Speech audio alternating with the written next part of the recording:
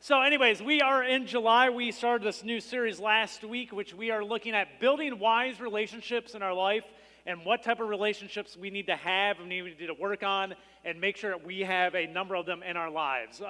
The reason for this is this. If you have wise relationships built in your life, the ones we're going to talk about, they are very beneficial to us to finding success both personally and spiritually in our lives. So they are very rewarding. They're things that help you miss some of the mistakes that, or help you bypass some of the mistakes others make. They're things that help you advance and quickly mature in areas that you wouldn't naturally do that through having these types of relationships in your life. Today what we're going to be looking at is this, is we're going to be looking at the relationships in your life where you need people around you that help grow you. So these are people who are there specifically to help grow you in your life. You will find almost every successful person that you run into, and the word successful is a relative term here, all right? So it's different to everybody what successful is, but every successful person you run into in your life, I can almost guarantee you they will have a mentor that they can tell you about. You could ask them who is influential in your life, who's that person you go talk to when you run into struggles. They will be able to name for you a mentor. Now, a mentor is simply defined as this. This is a definition of a mentor. Someone who teaches or gives help and advice to less experienced and often younger people.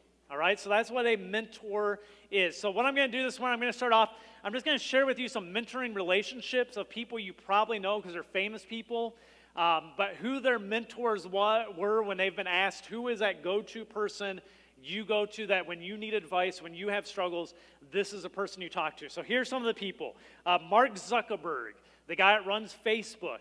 His mentor that he'll tell you was Steve Jobs. Steve Jobs. Not a bad mentor, huh? So Steve Jobs, especially in his field, that was who his mentor was. Bob Dylan, his mentor was Woody Guthrie. Now, does anyone know who that is? Oh, there are some of you that know. I had no clue. But obviously, he is a singer-songwriter. He wrote This Land Is My Land. All right? So that was actually Bob Dylan's, his mentor that he'll tell you. John Glenn, the astronaut. His mentor was a man named Hartford Steele. He was actually his civics teacher in high school, and throughout his life, that's the guy, even when he progressed through the military, when he became a test flight pilot, when he became an astronaut, that was the guy he would call back during the struggles of his life, was his civics teacher, and get advice on how he should do things and what he should, how he should process different things. Bill Russell, great basketball player, the Boston Celtics. When asked who his mentor was, he said his mother, that it was his mom. She was the one he would always call back, and she was the one that would give him the advice he needed in his life. Walter Cronkite, his mentor was a guy named Fred Barney, actually another high school teacher. So you have this guy, he was probably the most famous personality face of news for probably about 30 years in the United States. And the guy that was his mentor was this high school teacher. Okay, that's who he would call back. Even in his success, that's who he would call. Bill Gates, his mentor was Warren Buffett. So Warren Buffett is the one that has mentored Bill Gates. Colin Powell, when asked who his mentor was, says this is dad. Whenever I have time, it's my dad that I call. He's the one that helps me through things, gives me advice that I need. Clint Eastwood, it was his grandmother. So you might look at that and go, who would be Clint Eastwood's, the Make My Day guy? His grandmother is the one he relied on. Oprah, or the Oprah, however you want to refer to her. So Oprah Winfrey, her mentor was a lady named Miss Duncan, actually her 4th grade teacher. So in all of her success and stuff, that's who she would call back to get advice on how to handle things and all that, was her 4th grade teacher. Michael Jackson had Diana Ross. And then who could forget this one? Luke Skywalker. Very important to remember. Obi-Wan Kenobi and Yoda. Okay, that's pretty impressive. So just wanted to point that out so that you never forget who Luke Skywalker's mentor was. Here's the thing. Having a mentor, having someone that can help you through life is vital to your success in this life. Proverbs 13:20 simply says this. Walk with the wise and become what? Wise. Walk with the wise, become wise. So what I want to do here is I just want to share a biblical example of this mentoring relationship that we see in the scriptures. And the guy I want to point out to you is a man named Samuel. Now, quick question, how many of you are at least familiar with that name Samuel from the Bible? Are most of you? Okay. There's actually 2 books in the Old Testament, 1st and 2nd Samuel. They were originally 1 book, but they've been separated out into 2 books in our Bibles. But he has 2 books with his name on it. He is a very key figure in the Old Testament and in Jewish history, because he is a guy that transitioned Israel from the time of the judges to the time of the kings. So before Israel had kings, they basically had these judges. God would rise up, and they would judge the people, they would rescue the people, they would turn the people back to God. And going from that time in history to when they named their first 2 kings, Samuel is the guy that takes them through that transition time. He's a prophet of God who takes them through a transition. He actually names the first 2 kings of Israel, and he's the one that kind of anoints them and says, you will be the next king of Israel, with Saul and with David. So I want to just share with you his mentoring relationship, because for the first 18 years of his life, he is mentored by a guy that gives him advice and sets him on the right path for the rest of his life, by a guy named Eli. Now, how many of you know anything about Eli? Okay, very few of you. People know Samuel, they don't know Eli. The reason for that is this. Mentors aren't necessarily people that have to be known by the world. They just simply have to be people that can help you through your life circumstances. And you see that with the famous people. Some of them have very famous mentors. The other half of them have moms, dads, high school teachers, 4th grade teachers. People are totally insignificant names that we will never know, but they were the mentors of very successful people. And you see the same thing with Samuel. Very few of us know Eli, but Eli is a mentor of Samuel, and he's the guy that sets him on the path that he lives for the rest of his life. So here's an account of Samuel's life with Eli and this mentoring relationship. We see it in the book of 1 Samuel chapter 3. And what you find here is Samuel at this time, he is a 12-year-old. So 12 years old, so normal 6th grade, they're all upstairs, so we don't have them here. But you're talking a 12-year-old kid. What he is he's actually been a Nazirite vow where his mom gave him to the priest and said, you're going to work in a temple. Eli happens to be the chief priest at the time, and so he is kind of the spiritual figurehead of Israel, and Samuel is this little kid that's kind of been given to his care that he oversees and takes care of. And here's the account that happens at the age of 12, starting in chapter 3, verses 2 through 10. And here's what happens. It says this: One night Eli, who was almost blind by now, had gone to bed. The lamp of God had not yet gone out, and Samuel was sleeping in the tabernacle near the ark of God. Suddenly the Lord called out, Samuel. Yes, Samuel replied, what is it? And he got up and he ran to Eli. Here I am, did you call me? I didn't call you, Eli replied. Go back to bed. So he did. Then the Lord called out again, Samuel. And again Samuel got up and went to Eli. Here I am, did you call me? I didn't call you, my son, Eli said. Go back to bed. So what you have here is you have this young kid. For the first time in his life, and you're going to see this in a second, he's hearing these voices in the middle of the night, and it wakes him up, and he hears his name. So he keeps running back to Eli and going, Eli, here I am. What'd you need? And Eli's going, I didn't call you. What are you talking about? Go back to bed, man. Go back to bed. I'm tired. Go back to bed. I have 2 new puppies right now at home. I know what this feels like. 3-4 times a night, them yelping and trying to wake you up. Right, family? We all know what it feels like. It's tiring. So you tell them, go back to bed, shut up, go back to bed. That's what Eli does with Samuel here. So the next thing you see is this. In verse 7, it says this. Samuel did not yet know the Lord because he had never had a message from the Lord before. So here's what we see. Samuel's a guy who's never heard the Lord's voice. Okay? He has no experience in this. So when he hears his name in the middle of the night, he thinks of the only other person in the area that he could hear, which is Eli. So he naturally runs to Eli. But this is where the mentoring process helps Samuel greatly, because here's what we see next. It says, so the Lord called a 3rd time, and once more Samuel got up and went to Eli. Here I am, did you call me? Now understand, he's probably a little timid here, because he's already woken him up twice and probably been yelled at to go back to bed. And for a 3rd time, he's going, do I go to the guy or do I ignore the guy? And then if I ignore him and he was calling me, he's going to be ticked off. But if I go to him and wake him up and he wasn't calling me, he's going to get ticked off. But he decides anyways, I'm going to go back and I'm going to wake him up. And it says this, then Eli realized it was the Lord who was calling the boy. You see, Samuel would have never figured this out. Samuel would have kept doing this routine over and over and over again because he's clueless. He had no idea what was happening. Eli, though, is a guy who has heard God's voice before. So Eli starts going, I know what this is. I remember this when I was a kid. I remember this when God first started talking to me. I know exactly what's going on. It says this, Eli figures out, this is the Lord. And it says, so he said to Samuel, go and lie down again. And if someone calls again, say, speak, Lord, your servant is listening. So Samuel went back to bed. So Eli says, hey, Samuel, here's what you do. Next time you hear your name, if you hear it again, all you need to do, don't come back to me, you just stay where you are, and you just say, yes, Lord, your servant is here. That's what you do. That's how you handle this. And so he gives him some advice of how to handle this situation. It says this, in verse 10, it says, and the Lord came and called as before, Samuel, Samuel. And Samuel replied, speak, your servant is listening.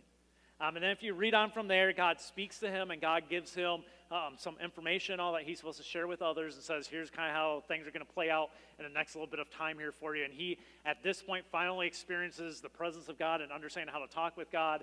And from that point on, he becomes a prophet of God as he grows in stature, to the point that he initially promotes the two kings and lays hands on them and says, God is telling me you're supposed to be the next king of Israel. Okay? It all starts back at this point when a guy named Eli goes, Samuel, here's what's going on. Here's how you handle it. Here's how you are to be a servant of God. Now, to build this type of a relationship, a mentoring type relationship, there's a couple things we have to look at in our lives and we have to understand. The first thing is this, what our responsibility is. Okay, what is our responsibility in a mentoring relationship if we have someone that we want to mentor us or to be someone in our life that helps us grow? The other side of it is, what are we looking for in a mentor? Because you want to make sure you pick the right person or the right people in your life that you allow to influence you and teach you and guide you. You want to make sure you're picking the right people in your life at that point. So we're going to look at what's required of you. What are you looking for in them this morning? So let's first look at what's required of you.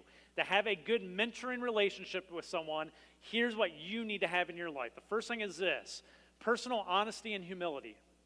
This is very key. You have to be able to know who you are, be humble about who you are, understand what your weaknesses are, understand what your strengths are, and have a clear understanding of who you are. You have to have personal honesty and humility. Best way to say it is this, you have to know what you don't know. All right, it's a famous saying, you have to know what you don't know, the things that you know you have gaps in. In Samuel's situation here, I don't know what's going on. Eli's going, I do. All right, so Samuel understood at some point, I'm not getting this thing. Thank God Eli's here. Eli explains it out to me. We have to understand that we don't always have the best solutions to every problem. Sometimes we get stuck in this situation where we think we have the best answers to everything. And if you think that's how you are and that you have the best answers to everything and you're not honest about who you are and what your weaknesses are, it's going to be very hard for you to have a healthy mentoring relationship in your life because it's just not going to work out well for you. It's just going to be a frustrating thing to you because you're going to feel like someone's constantly picking on you or telling you things you don't want to hear when actually they're trying to help you. So you have to, on your side of things, be honest and have humility in your life. The second thing you have to have is courage, and you have to have trust. Now, in our society today, I would say these are the two hardest things, okay? You have to have courage and trust. Here's why I say that. You have to be willing to ask someone to give you input and advice and be honest about your struggles you're going through.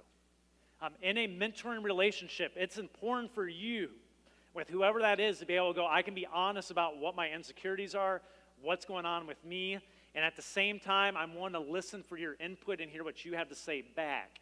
Now, the reason I say this is so tough, in our society where family systems are so broken down, people have been so wounded and hurt, very few of us trust people well anymore. Would you agree with that? Okay? A lot of us lack trust. I deal with people all the time. I will just go, well, I don't really trust anybody. I don't really share that stuff with anybody. And I sit there and go, man, if you can't share some of that stuff, that's a very lonely place to be. And it's going to be very hard for you to grow as a person in this life if you don't have someone that you can share and be honest with. But what it goes back to is I don't have the courage and I don't have the trust in other people to be able to share with them, here's my weaknesses, here's what I'm doing in my life, these are some of my struggles, and I need your input. So to have a good mentoring relationship, it's dependent on you trusting someone. Having the courage to go, I can be honest with them. That is on you. The third key here to having a good mentoring relationship on your side is this. You have to be teachable. Which means this, the person you're working with or the person you're looking to for advice, if they give you advice, even if you don't understand it or don't fully agree with it, that you're willing to try it out and try something new and try something outside of the box because you're teachable.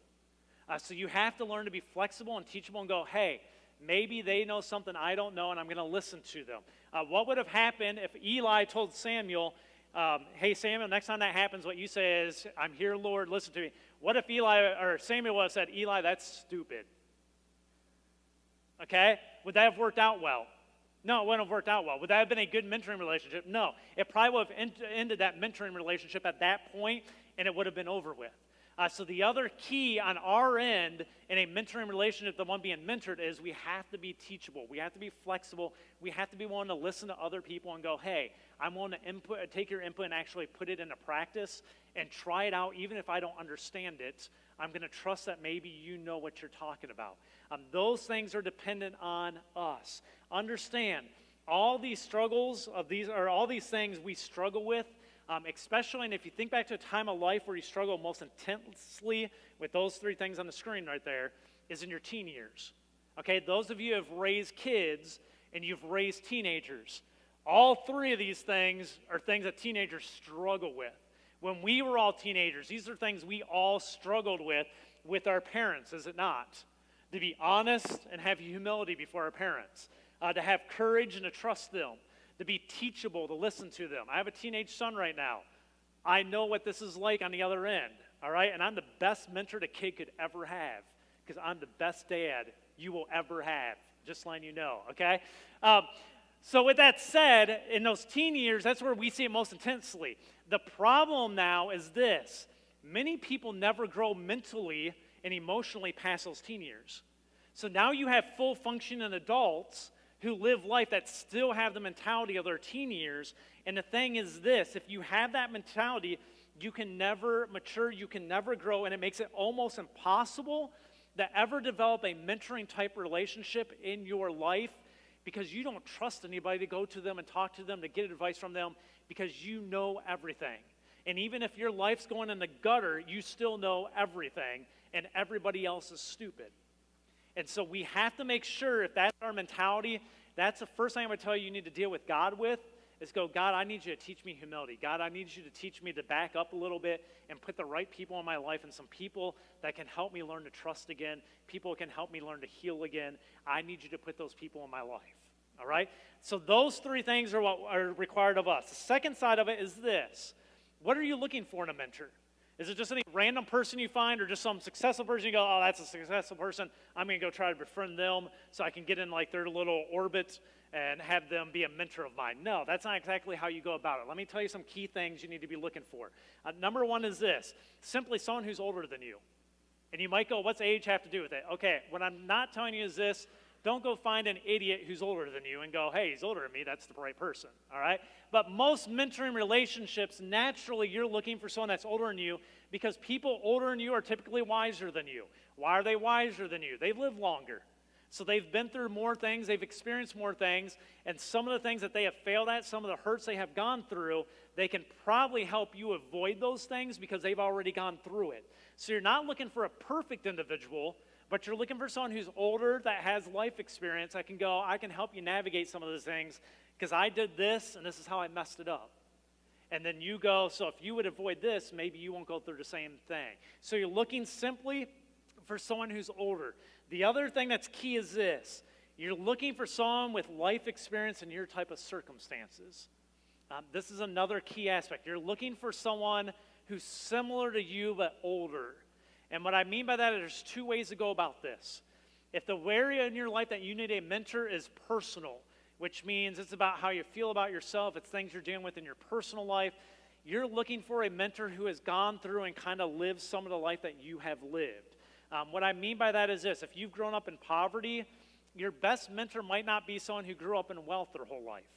It might be someone that grew up in poverty and has escaped it or something so that they can relate to you to some degree. If you grew up in a wealthy background, your best person for a mentor necessarily might not be someone that's in poverty. If you grew up abused, you might not want to have a mentor who's someone who grew up in a perfect family. They're not going to help you through it real well. For example, I'm smart enough to know this as a minister. I grew up in a really healthy family. Not perfect by any means, but I had a good childhood. We grew up in poverty, but I had a good family. So with that, when I come and people have abuse situations and all that grow up, I'm not the first person I'm looking to be their mentor. Because I don't understand it. I don't know what it's like to be abused in different ways as a child and with family situations. I don't know that. So I'm smart enough to go, I'm probably not the right person for you because my life experiences are so vastly different.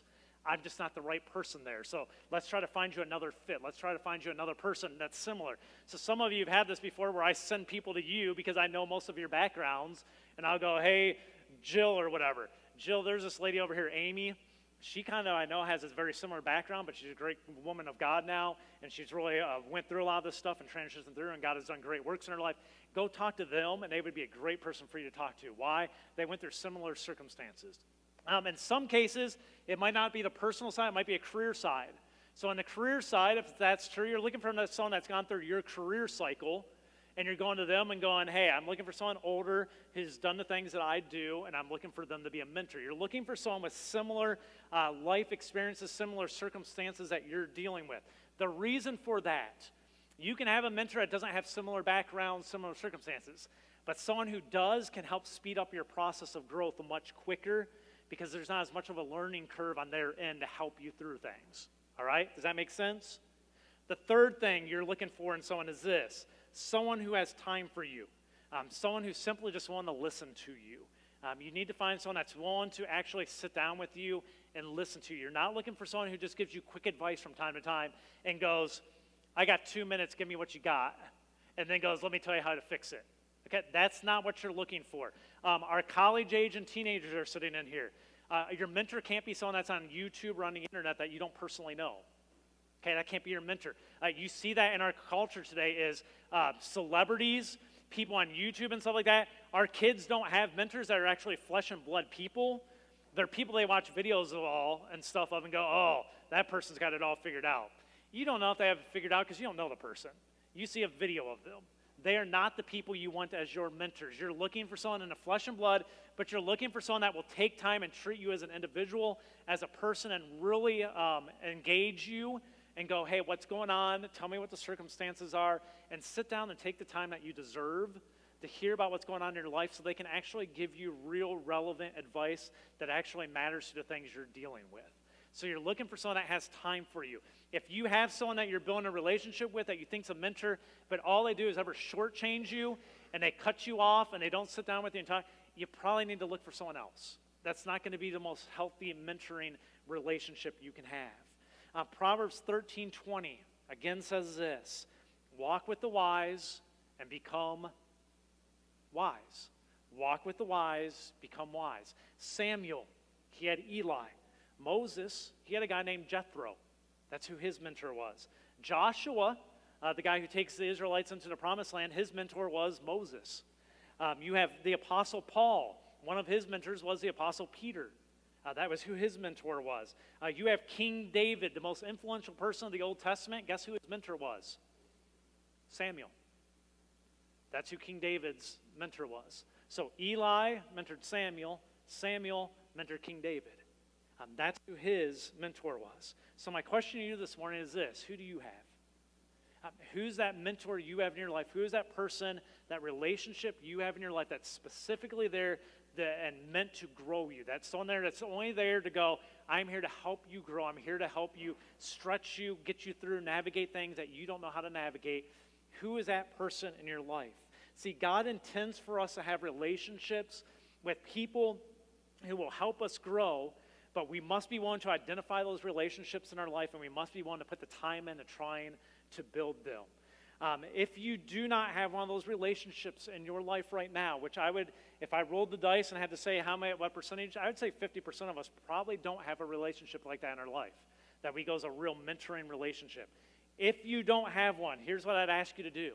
Pray about it. It's something you need to have in your daily prayers is, God, send me someone to help me.